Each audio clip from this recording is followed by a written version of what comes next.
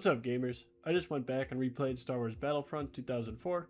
I wanted to share some of my thoughts and experiences from my most recent playthrough, and hopefully teach you a thing or two along the way. So let's jump in. First off, I think it's really important to talk about the history and context of Star Wars Battlefront. Star Wars Battlefront 1 was released in September of 2004 on the PlayStation 2, Xbox, and PC. It's important to point out that during Battlefront's release window, Star Wars was absolutely everywhere. You couldn't escape it. You'd wake up and eat a Darth Vader Pop-Tart and some cereal with your light-up saber spoon. Then you'd go about your morning while snacking on your dark side M&Ms, and eventually, it's time to eat again, so you stop at Burger King for a Whopper and get one of 31 Star Wars toys. Then after eating and feeling pretty good, you decide you can go for a Slurpee and head to 7-Eleven where you can get a limited edition lenticular Darth Vader cup. And then after all that you decide, man, I need a break from all this Star Wars, time for a vacation. So you finally power up the old desktop and buy a plane ticket, only to hop on the plane and see that this is your barf bag. What I'm trying to illustrate here is that Star Wars was really everywhere and the hype was out of control at this time because in 2004, people really thought that Star Wars Episode 3 was going to be the last Star Wars movie. And in the middle of all this hype during the build-up to Episode 3, Battlefront 1 was released. It was released almost exactly in the middle of what I think are 12 really impressive and impactful Star Wars video games. It was a time when Star Wars licensed games just couldn't miss.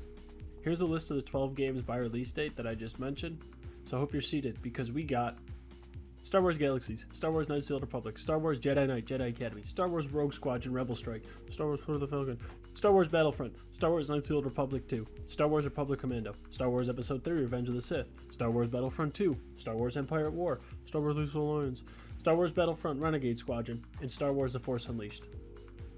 Now, there are definitely more awesome Star Wars games that exist outside of this run, but in my opinion, this is the strongest lineup of consecutively released Star Wars games, and this lineup is representative of a time when I think Star Wars gamers were eating the best they ever have.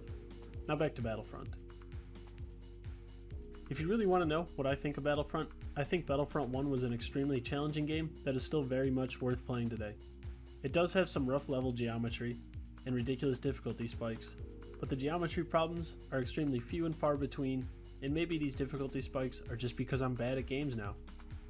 I do think Battlefront 1 ultimately laid a rock solid foundation that Battlefront 2 would build upon.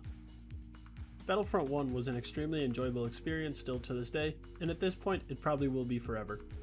So if that's all you care about, then get out, because now I'm going to try to explain why I feel this way about the game. All my thoughts about Battlefront 1 are from the two major campaigns and not Galactic Conquest. This playthrough is my first time I've played Battlefront since release on my PS2 back in 2004. But enough about that, let's quickly cover the two campaigns of Battlefront 1.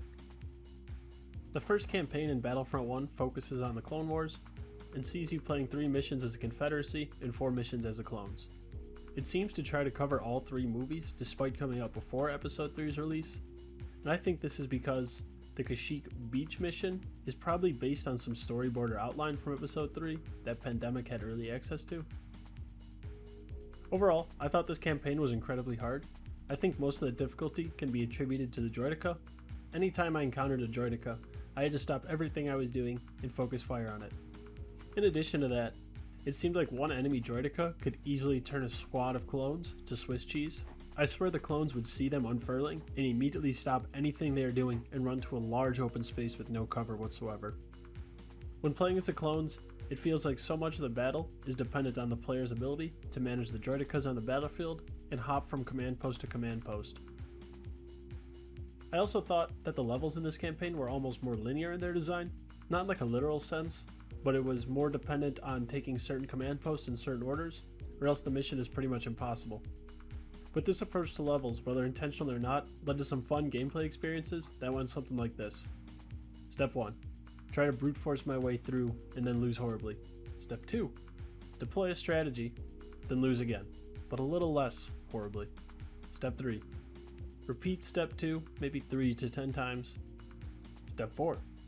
Hit a progress plateau, change the strategy, and try something new and see almost immediate success. Step 5. Shift to the new strategy and repeat until victory is achieved. Do that for 7 missions and bam, you beat the Star Wars Clone Wars campaign. After that experience, I left the 501st in the past and moved on to the Galactic Civil War, which puts you into fights from notable locations from episodes 4, 5, and 6. And of course, all the places that you'd expect to see are there, from the Sarlacc pit to Cloud City. Overall, I thought this campaign was much easier than the Clone Wars campaign.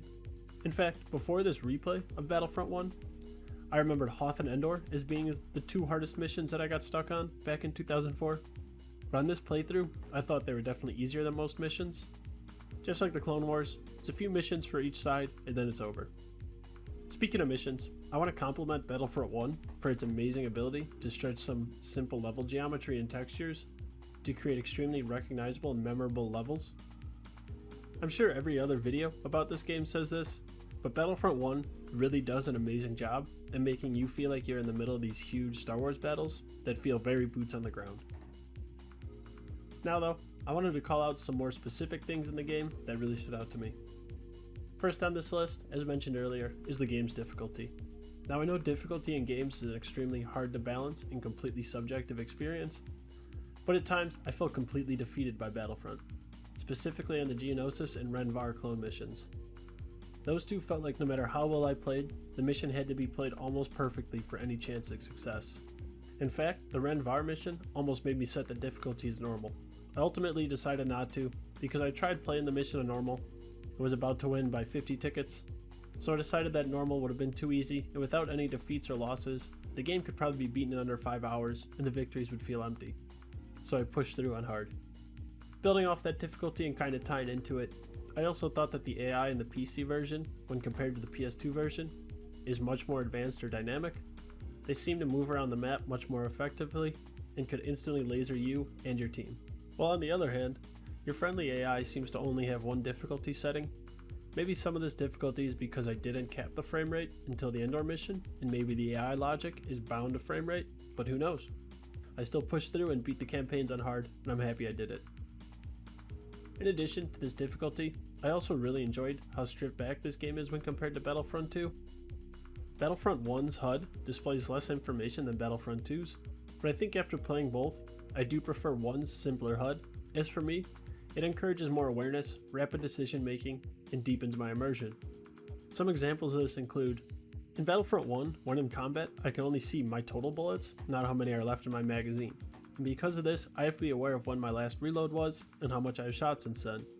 While in Battlefront 2, I know exactly how many bullets are left, and instead of playing how I think is best, I tend to lead into that additional information and decide around that rather than just gut feelings. In addition to shooting, this also applies to reloading. In Battlefront 1, when I reload, I watch and listen for the reload to be complete. While in Battlefront 2, I find myself looking at the little red cooldown bar things. The little layer of information that Battlefront 1's HUD doesn't have, in my opinion, makes the game more fun to play, and it also makes it play more dynamically. Because I'm making decisions that are impossible to make with 100% certainty, but it's fun. And when you strip the player of the ammo and the clip information, it's a perfect setup for one of my favorite moments in all shooter games, where you think you have a perfect headshot lineup just to hear click of the empty mag and then darkness. Now, one last quick point I wanted to talk about before I wrap up. As Battlefront 1 is a 22-year-old game at the time of writing, a lot has changed since its release. And one thing that Battlefront came with that I thought was really cool was the game came with a PDF manual, a troubleshooting guide, and a Readme. Now these things are just some files that contain some more information about the game, but I think they're more symbolic of how games and gamers' expectations have changed over the years. In my opinion, gaming used to be a much more niche hobby that was for gamers and by gamers, where every gamer had a somewhat technical understanding of how the device they were using operated and functioned, whereas now gamers expect a game to just work right out of the box and play perfectly, no matter what machine they're playing on, and don't expect to do any reading. Now I don't think one way is necessarily better than the other, I just think that something was lost when these kinds of things, like readmes and other supporting documentation, stopped shipping with games.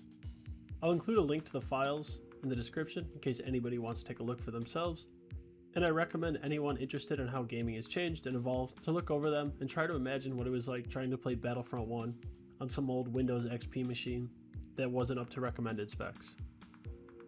So yeah, gamers, those are some of my thoughts about my most recent playthrough of Battlefront 1.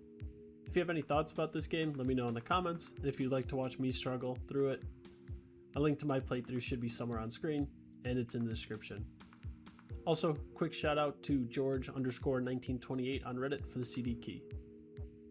As always, if you watched this video, thank you very much and have a good one. I'm off to my next game.